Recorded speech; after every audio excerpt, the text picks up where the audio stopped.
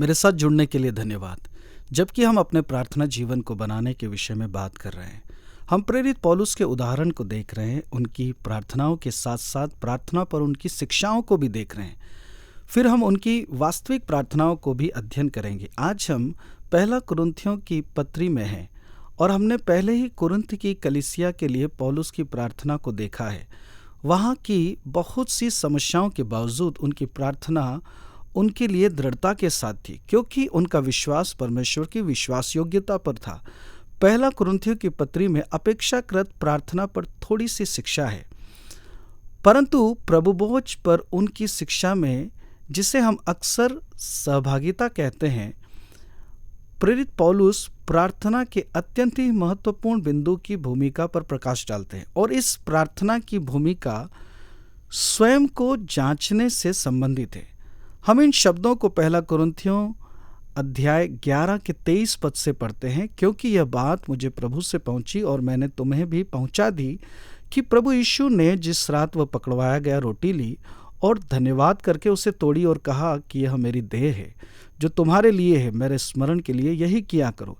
इसी रीति से उसने बियारी के पीछे कटोरा भी लिया और कहा, यह कटोरा मेरे लहू में नई वाचा है, जब कभी पियो तो मेरे स्मरण के लिए यही किया करो। क्योंकि जब कभी तुम यह रोटी खाते और इस कटोरे में से पीते हो तो प्रभु की मृत्यु को जब तक वह न आए प्रचार करते हो।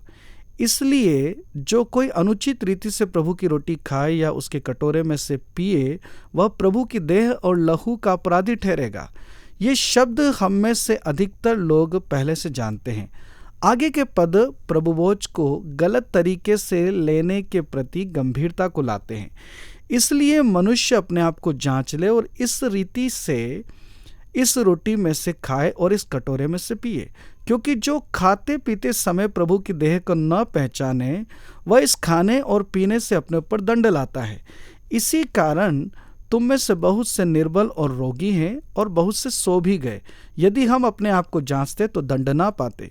ये तो चुनौतीपूर्ण शब्द है।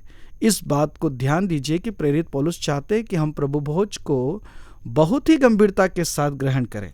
और जिस दिन हम प्रभुभोज लेने के लिए कलीसिया में जाने की तैयारी करते हैं, हमें बहुत बुद्धिमानी के साथ आने से पहले तैयारी करनी चाहिए। ये वो समय है जब हम प्रभु से कहते हैं कि वे हमारे हृदय को जांचे, वचन पर मनन करें, क्योंकि प्रभुभोज को लेने से बड़े आत्मिक लाभ प्राप्त होते हैं।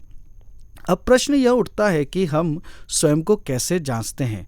मुझे भजन 139 में होकर प्रार्थना करने से बहुत सहायता मिली है। पद 23-24 से, जहां दाऊद पुराने नियम में लिखते हैं, हे परमेश्वर मुझे जांच कर जान ले, मुझे परख कर मेरी चिंताओं को जान ले और देख कि मुझ में कोई बुरी चाल है कि नहीं, और अनंत के मार्ग में मेरी अगुवाई कर।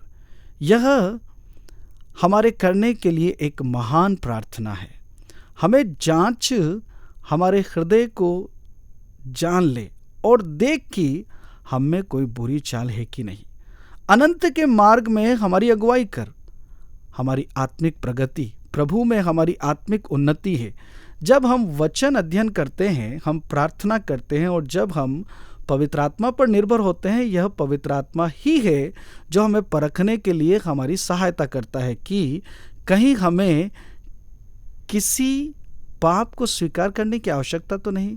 वह हमारा सहायक है, वही हमारा अगुवा है, वह हमारा शिक्षक है। और जबकि हम प्रभुभोज लेने की तैयारी करते हैं, यह बुद्धिमानी होगी कि हम प्रार्थना में समय बिताएं। यह वो समय है जब हम प्रभु को निमंत्रण देते हैं, हमें जांचने के लिए, हमें दिखाने के लिए, हमें सिखाने के लिए। यदि हमें किसी पाप को अंगीकार करने की आवश्यकता है, किसी व्यक्ति को हमें क्षमा करने की आवश्यकता है, कुछ ऐसा जो वह हमारी जिंदगी में ठीक करना चाहता है, हम हमेशा ऐसे समय का अंत अंगीकार के साथ करते हैं। हम परमेश्वर की प्रतिज्ञाओं को स्मरण करते हैं। एक बहुत ही सुंदर वायदा पहला पत्रस 1:9 में है कि यदि हम अपने अपराधों को मान लें तो वह हमारे अपराधों को क्षमा करने में और प्रत्येक अधार्मिकता से हमें क्षमा करने में विश्वास योग्य और धर्मी है।